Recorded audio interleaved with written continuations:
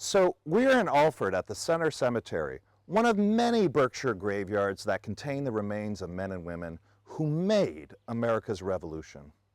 From boycotting tea to serving in militias in the Continental Army, it was everyday colonists who wrested independence from Great Britain. The Revolution affected everyone. There were 2.5 million people in the colonies when war erupted in 1775. 500,000 of them were enslaved.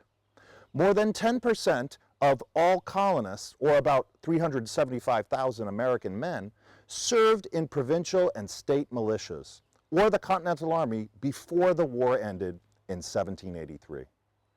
The war took a heavy toll, killing 25,000 Patriot soldiers and sailors. About 6,800 died from combat, the rest from disease. Of about 20,000 Patriot prisoners, as many as 12,000 perished in British confinement. Civilians died in large numbers, mostly from disease like measles and smallpox spread by moving armies. Patriots and redcoats alike abused civilians, especially in New Jersey and the Carolinas, where the Revolution actually resembled a civil war. Massachusetts contributed more men to the Revolution than any other state. Sorry, Virginia. With just 235,000 people, almost 69,000 men from Massachusetts between 1775 and 1782 served in militias or the Continental Army and Navy. Roughly 1,700 were African and Native Americans, some from Stockbridge. Alford typified the many small Berkshire towns and their part in the war. Whites settled here in Alford first in 1750 on land that was later purchased from Native Americans. In 1773, they incorporated Alford, named probably for a Christian missionary. Alford's 375 residents, most of them farmers, had a gristmill and a sawmill here.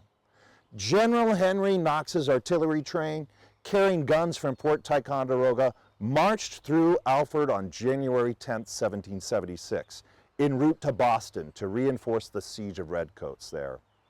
One early Alford settler and selectman, William Bronson, was representative of Berkshire revolutionaries as a whole. Born in 1734 at Waterbury, Connecticut, Bronson, a veteran of the 7 Years' War, became a dedicated patriot. He served on Alford's committees of correspondence and their Committee of Inspection and Safety, which was tasked with enforcing the boycott and monitoring suspected and actual Tories and Loyalists. During the war, he worked on a town committee that supplied the Continental Army, and he even stored salt at his own home. In 1776 and 1777, Bronson was an officer in all Berkshire regiments and companies that were deployed to New York. Returning home here, he recruited for the Army and he served as a justice of the peace. Resuming his life as a farmer, he represented Alford in the state legislature from 1785 to 1787 during Shays' Rebellion. And he died here in 1801. Bronson is buried in a different cemetery, the Osborne Cemetery in Alford. He was an American revolutionary and a Berkshire troublemaker.